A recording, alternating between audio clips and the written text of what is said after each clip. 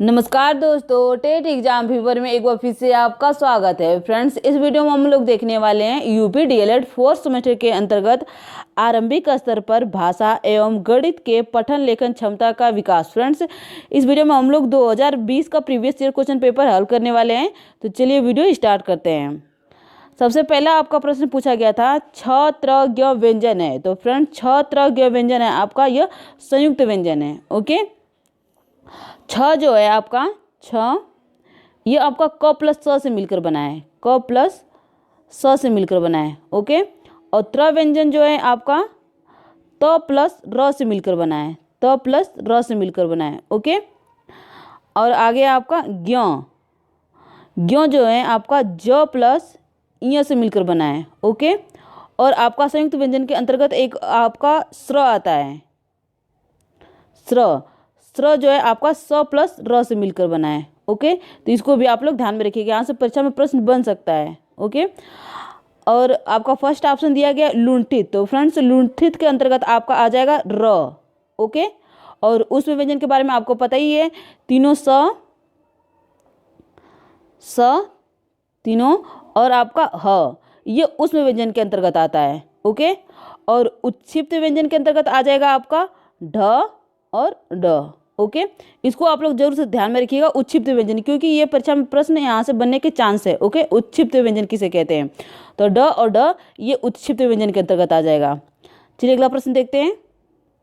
अगला प्रश्न है आपका, जिन शब्दों से काम का होना या करना प्रकट होता है उन्हें कहते हैं। तो फ्रेंड, जिन शब्दों से काम का होना या करना प्रकट होता है उन्हें क्रिया कहते हैं। ओके, संज्ञा किसे कहते हैं, तो संज्ञा किसी प्राणी, वस्तु, स्थान, भाव आदि का नाम ही उसकी संज्ञा कही जाती है। ओके, और सर्वनाम किसे कहते हैं, तो संज्ञा के बदले जो शब्द आए वह सर्वनाम, यानी संज्ञा के स्थान पर प्रयुक्त होने वाले शब्दों को सर्वनाम कहते हैं। जैसे आपका हो जाएगा मैं, तुम, हम, वे, आप, ये सभी क्या है, तो ये सभी आपके सर्वनाम हैं। ओके, और विशेषण किसे कहते हैं, तो संज्ञा या सर्वनाम की विशेषता बताने वाले शब्दों को विशेषण कहते हैं। ओके, तो इसको भी आप लोग ध्यान में रखिएगा। चलिए अगला प्रश्न देखते हैं। अगला प्रश्न है आपका, जिन शब्दों के अर्थ समान होते हैं उन्हें कहते हैं। तो फ्रेंड, जिन शब्दों के अर्थ समान होते हैं उन्हें पर्यायवाची शब्द कहते हैं। ओके, अगला प्रश्न है आपका, मुखाकृति के आधार पर स्वरों का वर्गीकरण है। तो मुखाकृति के आधार पर स्वरों का वर्गीकरण जो है आपका अग्स्वर भी होता है, पश्चस्वर भी होता है, समविवृत स्वर भी होता है। तो इसका उत्तर हो जाएगा ये सभी। ओके फ्रेंड्स, अगला प्रश्न है आपका, वे संख्याएं जो दो से पूर्ण रूप से विभाजित नहीं होती है उन्हें कहते हैं। तो वे संख्याएं जो दो से पूर्ण रूप से विभाजित नहीं होती है उन्हें विषम संख्याएं कहते हैं। ओके, और जो दो से पूर्ण रूप से विभाजित हो जाती है उन्हें सम संख्याएं कहते हैं। जैसे आपका सम संख्या हो गया 2, 4, 6, 8, ये सभी आपकी सम संख्याएं हैं। ओके, और भाज्य संख्या किसे कहते हैं, तो ऐसी संख्या जो एक और स्वयं के अलावा किसी भी दूसरी संख्या से विभाज्य हो जाए भाज्य संख्याएं कहलाती हैं। जैसे आपका एग्जाम्पल 4, 6, 8, 10, 12, ये सभी भाज्य संख्याएं हैं। ओके, और अपरिमेय संख्या किसे कहते हैं, तो वैसी संख्या जिन्हें हम p/q के रूप में नहीं लिखा जा सकता है उन्हें अपरिमेय संख्याएं कहलाती हैं। जैसे √5, √7, ये सभी अपरिमेय संख्याएं हैं। ओके, और परिमेय संख्या किसे कहते हैं, तो परिमेय संख्या वे संख्याएं होती हैं जिन्हें हम p/q के रूप में लिख सकते हैं, उन्हें परिमेय संख्या कहते हैं। ओके, चलिए आगे देखते हैं। फ्रेंड्स, अगला प्रश्न है आपका, एक परिमेय संख्या को किस रूप में व्यक्त किया जा सकता है। तो एक परिमेय संख्या को आप p/q के रूप में व्यक्त कर सकते हैं। ओके, अभी हम लोगों ने पढ़ा कि परिमेय संख्या वे संख्याएं होती है जिन्हें हम p/q के रूप में लिख सकते हैं। ओके, अगला प्रश्न है आपका, शून्य की खोज कहाँ हुई थी। तो शून्य की खोज भारत में हुई थी। अगला प्रश्न है आपका 8 नंबर, 990 में 9 का स्थानीय मान है। तो फ्रेंड्स, 990 में आपका 990 में 9 का स्थानीय मान पूछा है। तो 990 में 9 का स्थानीय मान, एक तो आपका 90 हो जाएगा। ओके, और दूसरा आपका हो जाएगा 900। ओके, तो यहाँ पे ना तो आपका 90 दिया गया है ना ही तो 900 दिया गया है, तो इसका उत्तर हो जाएगा आपका कोई नहीं। ओके, अगला प्रश्न है आपका, आंचल में है दूध और आंखों में पानी, यह कथन है। तो फ्रेंड्स, आंचल में है दूध और आंखों में पानी, यह कथन है आपका मैथिली शरण गुप्त का। ओके, अगला प्रश्न है आपका, 1 से 9 तक की संख्याओं का ज्ञान छोटे छात्रों को किस माध्यमों से कराया जाना चाहिए? तो इसका उत्तर हो जाएगा खेल के द्वारा भी कराना चाहिए, कविता के द्वारा, मूर्त वस्तुओं के द्वारा। ओके, तो इसका उत्तर हो जाएगा उपयुक्त सभी। अगला प्रश्न है आपका, निम्नलिखित में दंत्य व्यंजन है। तो फ्रेंड्स, दंत्य व्यंजन के अंतर्गत आपका आ जाएगा न। ओके, दंत्य व्यंजन कौन कौन से होते हैं? तो त वर्ग के जितने भी व्यंजन हैं आपके दंत्य व्यंजन के अंतर्गत आते हैं।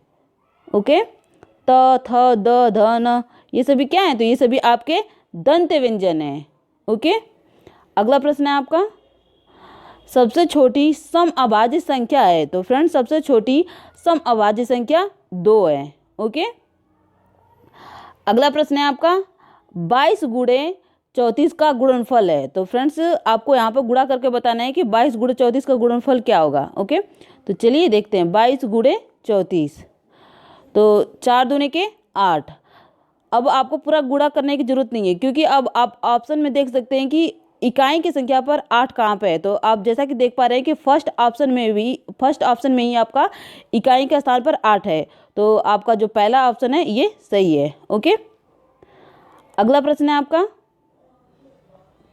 गणित की मूल संक्रियाएं हैं। तो फ्रेंड्स, गणित की जो मूल संक्रियाएं हैं, जोड़, घटाना, भाग, गुणा, तो इसका उत्तर हो जाएगा आपका 1 और 2। ओके, तो चलिए आगे देखते हैं। फ्रेंड्स, अगला प्रश्न है आपका, त वर्ग का उच्चारण स्थान बताइए। तो अभी हम लोगों ने डिस्कस किया कि त वर्ग के अंतर्गत आपके जितने भी व्यंजन हैं सभी दंत हैं। ओके, त, थ, द, ध, न, ये सभी क्या है? तो ये सभी आपके दंत हैं। तो इसका उत्तर हो जाएगा आपका त वर्ग का उच्चारण स्थान दंत। ओके, अगला प्रश्न है आपका, अति लघु उत्तरीय प्रश्न है। इसके अंतर्गत 16 नंबर पर आपका प्रश्न है, वर्ण का अर्थ बताइए। तो वर्ण किसे कहते हैं? तो भाषा की सबसे छोटी इकाई ध्वनि है, इस ध्वनि को ही वर्ण कहते हैं। जैसे एग्जाम्पल में आप लिख सकते हैं राम। ओके, राम में कितने अक्षर है? तो राम में 2 अक्षर है, रा और म। यदि वर्ण की बात की जाए तो राम में आपके 4 वर्ण हैं।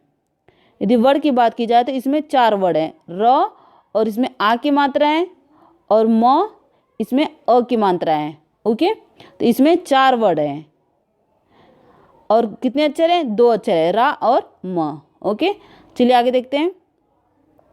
अगला प्रश्न है आपका, हिंदी भाषा सीखने के प्रमुख अंग कौन कौन है? तो हिंदी भाषा सीखने के प्रमुख अंग आपका सुबोपली है। क्या है? सुबोपली, सुनना, बोलना, पढ़ना, लिखना। ओके, तो इसको आप लोग ध्यान में रखिएगा। अगला प्रश्न है आपका, संयुक्त वाक्य किसे कहते हैं? तो संयुक्त वाक्य किसे कहते हैं? जिन वाक्यों में 2 या 2 से अधिक सरल वाक्य योजक के माध्यम से, जैसे और, एवं, तथा, या, अथवा, किंतु, परंतु, लेकिन से जुड़े हैं, उन्हें संयुक्त वाक्य कहते हैं। जैसे एग्जाम्पल आप एक देख लीजिए। जैसे एग्जाम्पल है, वह सुबह गया और शाम को लौट आया।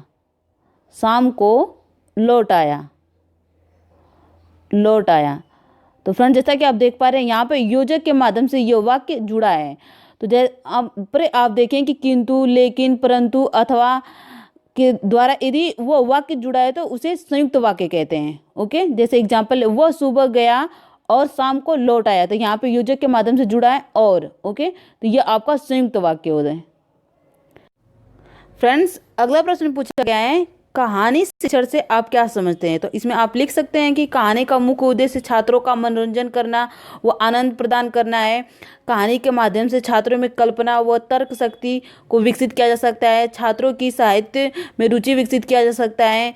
छात्रों में सामाजिकता की भावनाओं को विकसित किया जा सकता है। छात्रों में देश, जाति तथा धर्म के प्रति स्थायी भावना बनाना या विकसित करना। ओके, तो चलिए अगला प्रश्न देखते हैं।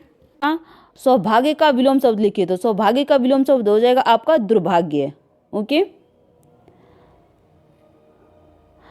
अगला प्रश्न है आपका, इकाई किसे कहते हैं?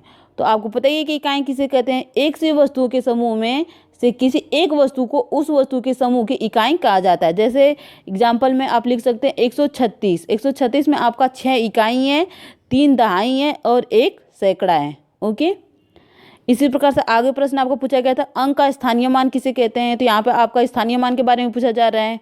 ओके, अगला प्रश्न है, सरल वाक्य किसे कहते हैं।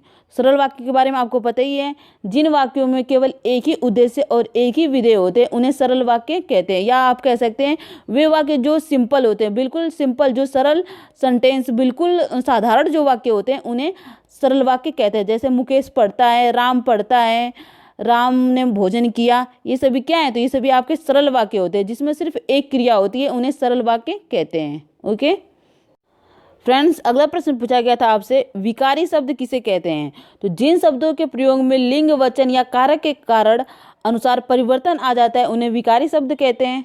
ओके, अगला प्रश्न आपसे पूछा गया था, 346 में सभी अंकों का स्थानीय मान लिखिए। तो बहुत ही सिंपल पूछा गया था, 346 में सभी अंकों का स्थानीय मान। तो 6 का स्थानीय मान 6 हो जाएगा आपका, 4 का स्थानीय मान 40 हो जाएगा। ओके, 3 का स्थानीय मान 300 हो जाएगा। ओके, तो इस प्रकार से आप इसको लिख सकते हैं। अगला प्रश्न है, आरोही क्रम किसे कहते हैं। तो संख्याओं के बढ़ते क्रम को आरोही क्रम कहते हैं। जैसे 8, 9, 10, 11, 12, 13। ओके, अगला प्रश्न आपसे पूछा गया था, संख्या पूर्व तैयारी से आप क्या समझते हैं। ओके, इसी प्रकार से आपसे अगला प्रश्न पूछा गया था, हंस पद विराम चिन्ह से क्या तात्पर्य है। तो हंस पद विराम चिन्ह से तात्पर्य आपका, जब किसी वाक्य अथवा वाक्यांश में कोई शब्द अथवा अक्षर लिखने में छूट जाता है तो छूटे हुए वाक्य के नीचे हंस पद चिन्ह का प्रयोग कर छूटे हुए शब्दों को ऊपर लिख देते हैं। जैसे एक एग्जाम्पल के माध्यम से आप अच्छी तरीके से समझ जाएंगे। जैसे स्वतंत्रता, स्वतंत्रता हमारा अधिकार है, हमारा अधिकार है। ओके, स्वतंत्रता हमारा अधिकार है।